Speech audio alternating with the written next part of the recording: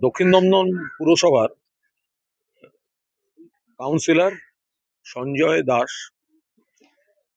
তার একটি অস্বাভাবিক মৃত্যুর খবর এসেছে। সেই খবর পেয়ে মাননীয় বিরোধী দলনেতা শোভনদেব চট্টোপাধ্যায় এবং আমরা এসেছি, এখানে সবাই রয়েছেন। খুবই দুর্ভাগ্যজনক।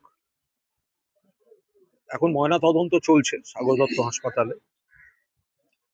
পুলিশ নিশ্চয়ই তদন্ত করছে, এখনই সবটা বলার সময় আসেনি, কিন্তু প্রাথমিকভাবে যা অভিযোগ, যে এখন আমরা যা শুনছি এখানে, যে যিনি আত্মহত্যা করেছেন বলে যে অস্বাভাবিক মৃত্যু, তার বিরুদ্ধে কোনো অভিযোগ, কোনো কেলেঙ্কারির সঙ্গে জড়িত থাকা, কারুর কোনো দাবি, কারুর কোনো অভিযোগ, এই ধরনের কোনো সামান, কোনো এজেন্সির তদন্ত, এ ধরনের কোনো কিছু ছিল না, যেটা আমরা যারা পাড়ার লোক সবাই রয়েছেন তাদের কাছ থেকে যা শুনছি।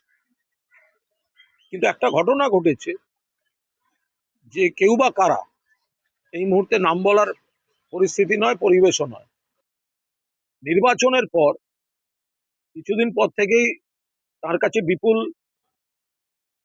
টাকা দাবি করেছিল এবং সেটি তিনি দিতে অস্বীকার করায় কার্যত ব্ল্যাকমেল করার জন্য তার নামে বদনামের হোর্ডিং দিয়ে দেওয়া হয়েছিল, ব্যানার লাগিয়ে দেওয়া হয়েছিল। ইন্টারেস্টিংলি, যাদের নামে, যে দুজন ব্যক্তির নামে ব্যানারটা দেওয়া হয়েছিল, মানে যারা দিচ্ছেন বলে, তারা দেননি, মানে তারা অবাক, তাদের অজান্তে, মানে কোনো একটা চক্র যে বদনাম করার জন্য। আর ইনি মানসিক খুব চাপে ছিলেন, যে ওই ধরনের একটা হোর্ডিং পড়ছে পাড়ায়, যাদের নামে পড়ছে তারা প্রতিবাদ করছেন, তারা জেনারেল ডায়েরি করে দিয়েছেন, এই বদনাম আমরা করিনি, এটা আমাদের নাম করে দেওয়া হয়েছে। তার মানে নেপথ্যে কোনো চক্র ভুয়ো নামে হোর্ডিং দিয়ে এলাকায় বদনাম করে, ফলে যিনি মারা গেছেন তার স্ত্রী, পুত্র, কন্যা, কিশোর পুত্র, বালিকা কন্যা একটা অসম্ভব মানসিক চাপে পড়ে গেছিলেন। এবং এইটা কার্যত একটা ব্ল্যাকমেলিং এর বিষয়। তিনি বলেছিলেন, আচ্ছা ঠিক আছে, তোমরা জিতেছো, তোমরা একটু খাওয়া দাওয়া, মিষ্টি খাও, ভাত মাংস খাও, আমি এইটুকু দিচ্ছি, কিন্তু এত বড় অঙ্ক আমার কাছে চাইলে আমি তো এসব কিভাবে দেবো।